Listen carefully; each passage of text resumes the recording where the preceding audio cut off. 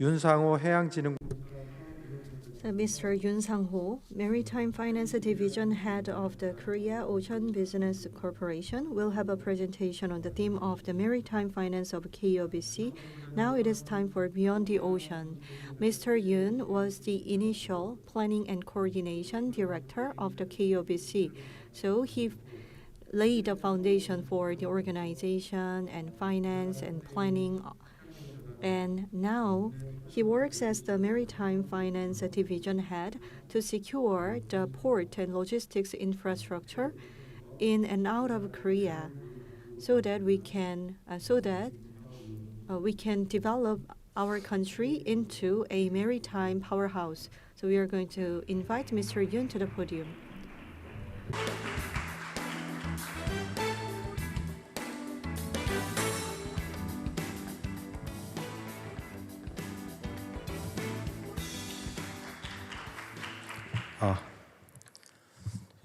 방금 As introduced, my name is Yoon Snag-ho from the Korea Ocean Business Corporation. And we listened to two foreign speakers, and my introduction was longer, so I feel flattered. And when I was thinking about the topic of today's presentation, I chose Beyond the Ocean because this session is about marine finance, and I was requested to talk about the traditional finance, which is ship financing. It is important, however, in the global supply chain, the longest and the most important aspect is the marine industry. And we have to develop a global concept. That is why I wanted to cover not only the ship financing, but also the port and logistics related financing. So it is more of the environmental changes on the global supply chain and preparedness of Korea. That's what I would like to talk about. So let me begin my presentation. So this is the table of content. The KOBC is not very well known in Korea to this date.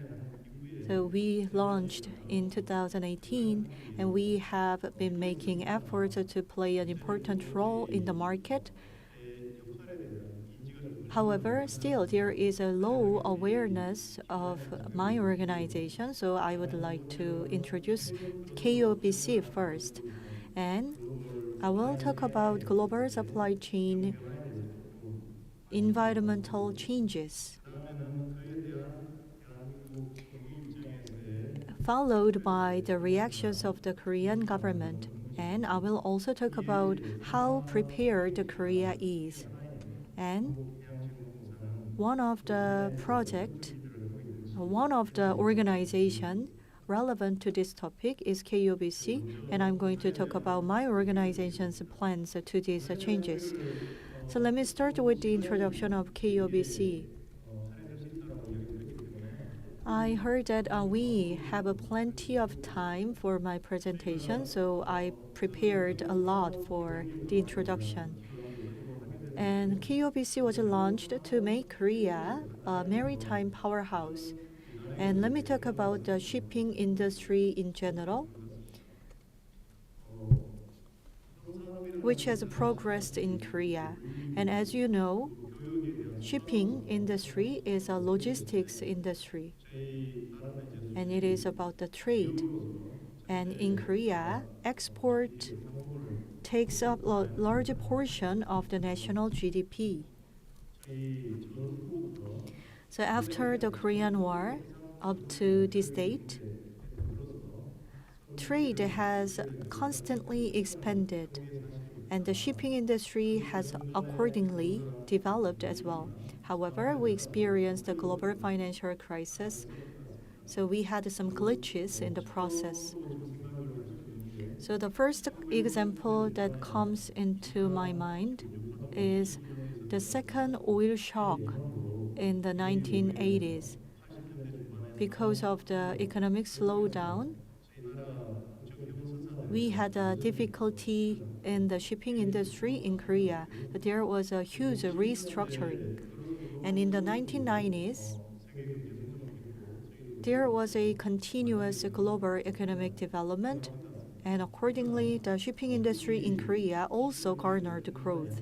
Especially in early 1990s, China joined WTO, and China led the trade volume increase in Asia because China started the trade with the United States. And thanks to that development, the shipping industry grew drastically. However, we had the Asian financial crisis in the middle of the 1990s, and in 2001, Joyoung Merchant Marine went bankrupt. It was one of the largest shipping companies in Korea.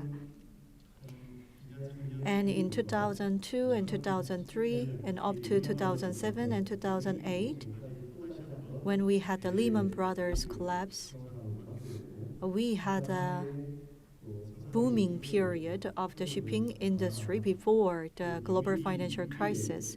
However, after the global financial crisis from 2010s until the first half of 2020,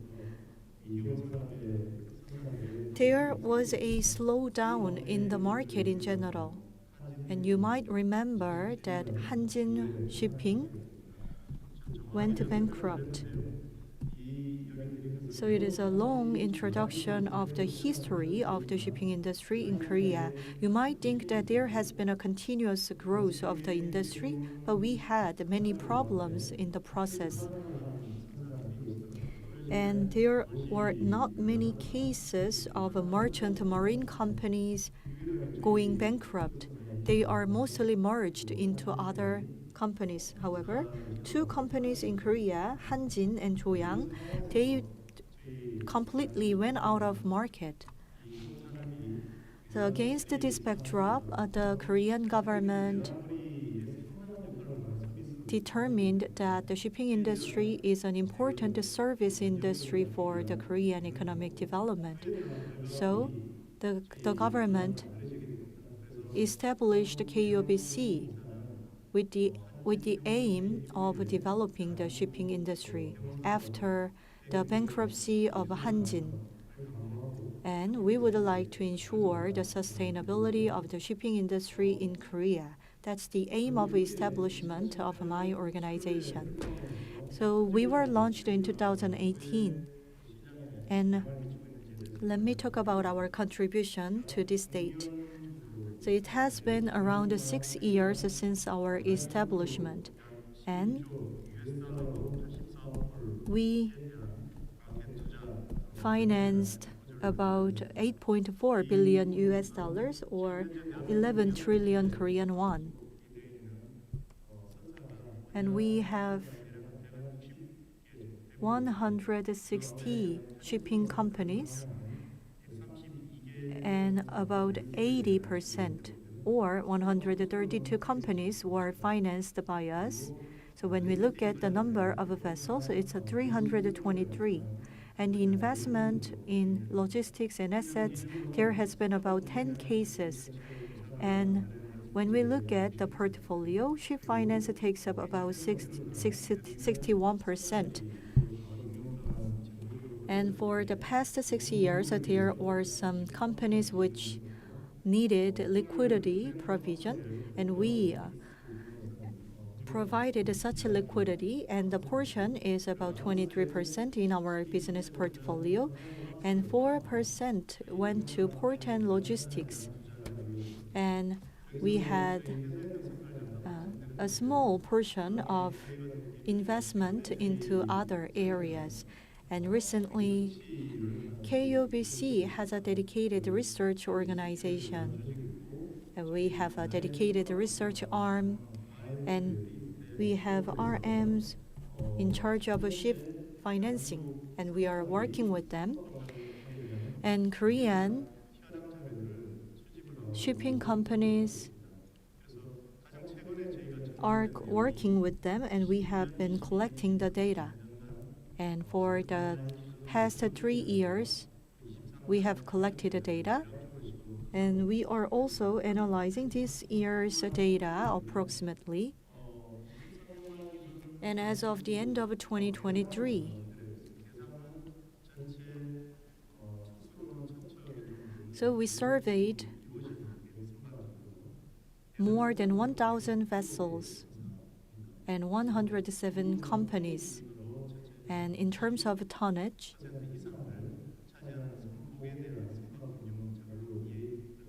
they take up more than 90%.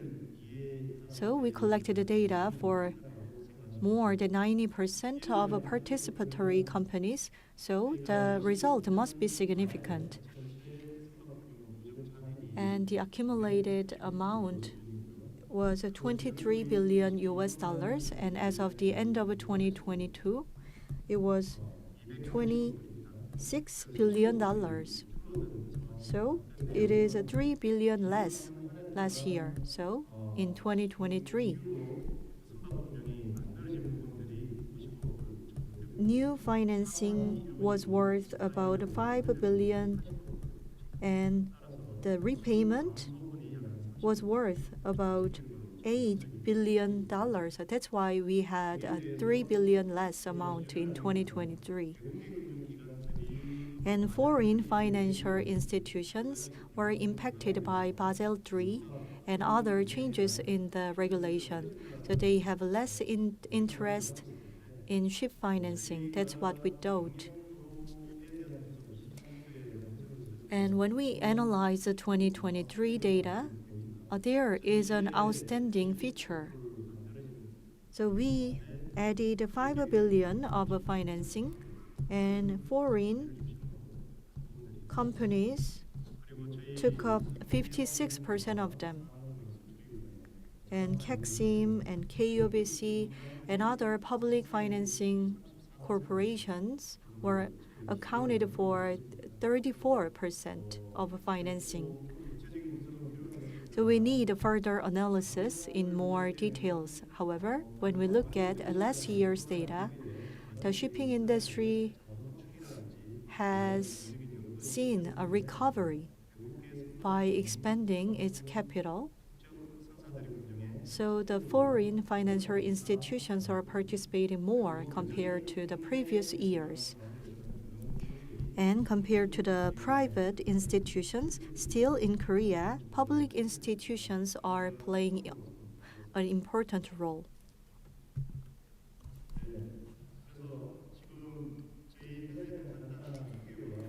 So I introduced the KOBC and the recent trends of the ship financing. And I would like to talk about the global supply chain. And for the past 2 to 3 years, there has been visible trends, so you must be familiar with them. The first issue is a tariff war. The United States and China are in the new Cold War. And because of this, the Biden administration took a stance against China, and President Xi Jinping fought back against the U.S. policy. And we can see the block of economic zones. And China was the manufacturing hub, and most of the products were consumed in the US and Europe. However, that situation has changed. In Asia, the production hub is not China anymore. It is Vietnam, India, and Indonesia. And the US also has a policy of Buy America. They provide a subsidy and other incentives to encourage investment in America-related companies. But from the perspective of logistics, I believe that there could be a huge impact.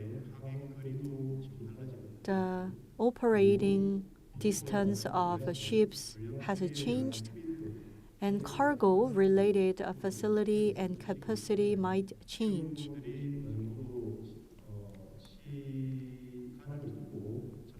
So over time, we will see the alignment of demand and facility capacity. And the second issue is war between Russia and Ukraine, which is going on for 2 years. And recently we had an issue of Israel and Hamas, and there was the Red Sea phenomenon. And from 2 to 3 years ago, we expected the increase in supply. So last year, this year, we expected a negative market situation. However, because of the tariff and actual war, the container market is still enjoying a positive and favorable environment. And the third one is COVID-19. So I will not go into details, but the supply in container business, we have to think about how fast we can rotate the containers.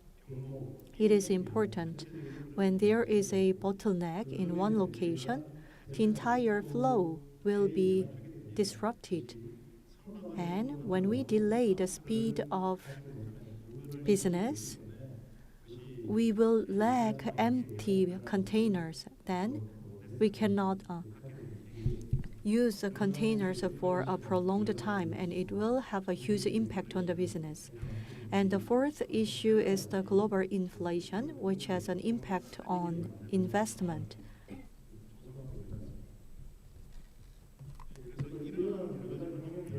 Due to diverse environmental changes, the players in the supply chain are making their own efforts.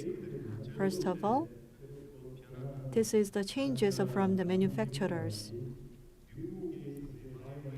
The U.S. has the policy of Buy America, and the Biden administration made it more concrete in the form of regulation.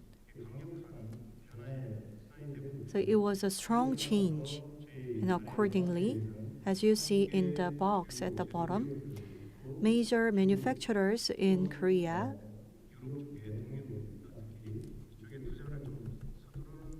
rushed into investment in US and East European markets. And China failed to receive a subsidy from the US. And to revitalize its economy and the industry, China is making their own efforts. So let us look at different players. And European shipping companies. So this is the talk about supply chain. So I will exclude bulk. And I will look at container shipping, which is more complex.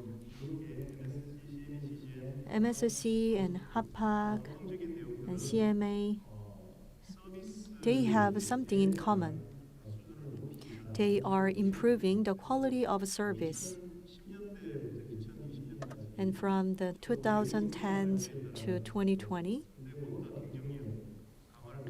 they tried to improve their competitiveness. So there was a strategy struggle among different companies. And on top of that, we have the new topic of eco-friendliness. And I believe that there is a service-related competition. So they are now targeting the comprehensive logistics service. So the approach to shipping, the perspective was focused on the seller before, but now it is more focused on consumer. So it encompasses the entire process of a truck and forward truck and many other types. That is why large shippers merge the truckers and forward the trucks. And even though it is not feasible, they are making huge efforts in digitalization as well.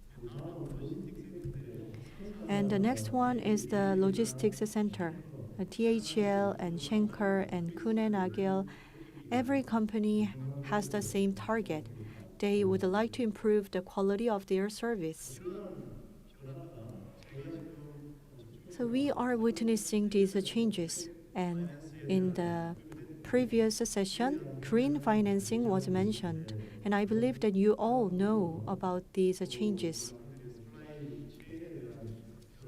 And on top of that, the government has been aware of the changes to the global supply chain, and government has set two directions. There must be more efforts targeting the global supply chain, but let me introduce only two of them. First one is related to KOBC, and the other effort is related to Korea Export and Import Bank, or KEXIM.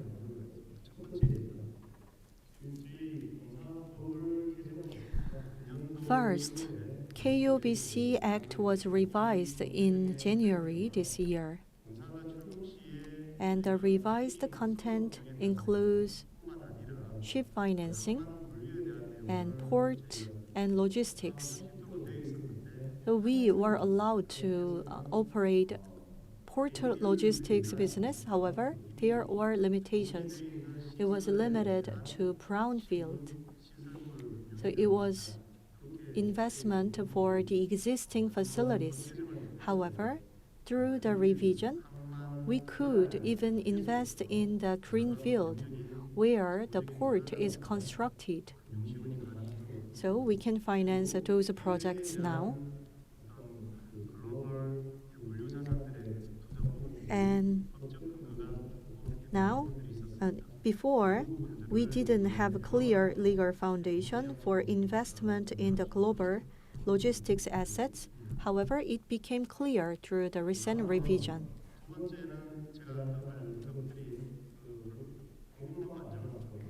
And the second one is a stabilizing supply chain law enactment. It went into effect in July this year. And it is essential for Korea to secure security. So you saw the case of urea. But there were some cases where Korea experienced chaos because of the glitch in supply. So we need a clear legal foundation and a financial source to prevent such cases. And we would like to raise a fund worth 5 trillion Korean won. And there will be a separate organization in charge of this fundraising. And logistics fund and infrastructure fund are operated by KOBC now. So this organization will work with us more closely in the future.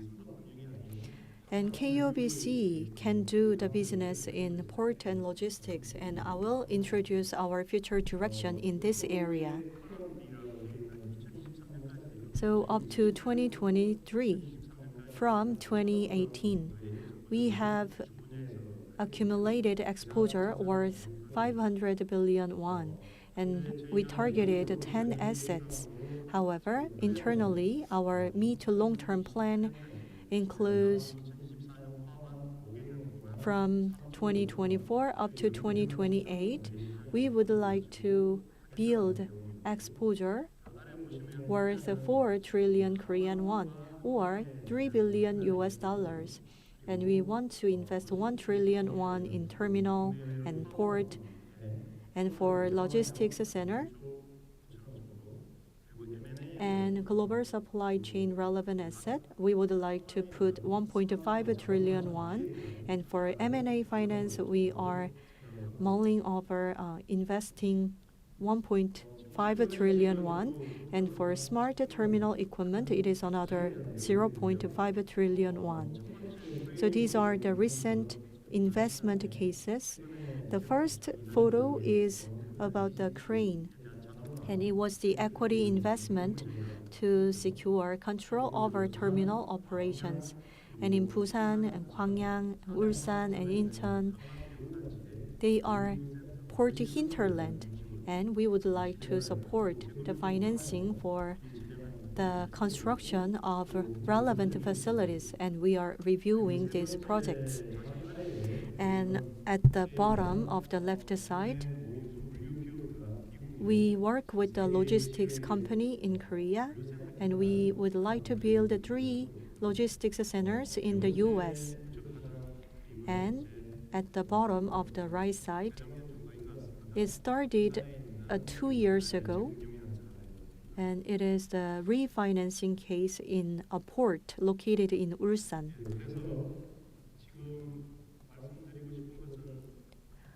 So what I would like to say here is that global supply chain is witnessing drastic changes, and Korea shouldn't be confined to ship financing, and we have to respond in the context of the entire supply chain, and we are making proper efforts in that direction. Especially KOBC is playing an important role, and we should continue to play such an important role. Because other institutions deal with different industries. However, KOBC is focused on shipping and maritime industries. That is why we need to play a central role in this business area. And our current focus lies on port and terminal gateway development. So it could be a container terminal, or it could be crane terminal for bulk business. And this is one of our focused area. And the other focus area is eco-friendly facilities. So when you visit Yeosu, you can find LNG hub terminal.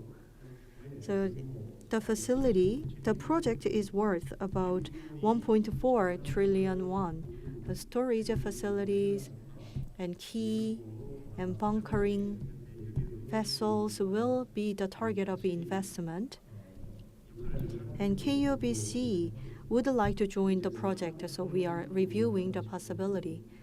And in terms of smart technology, we are looking at the financing for facility.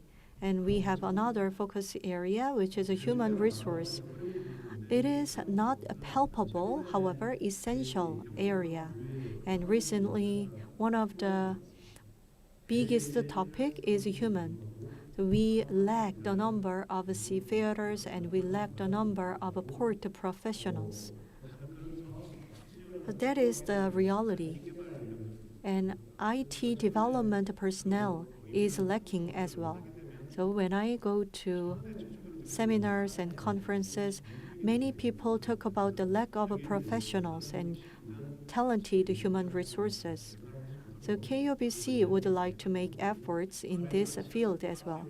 And on the left box, you can see the public sector's role.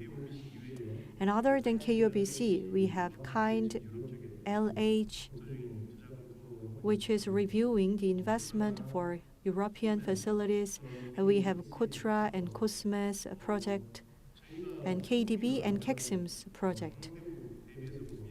Compared to superpowers like China, the investment size and the volume, which determines the investment size,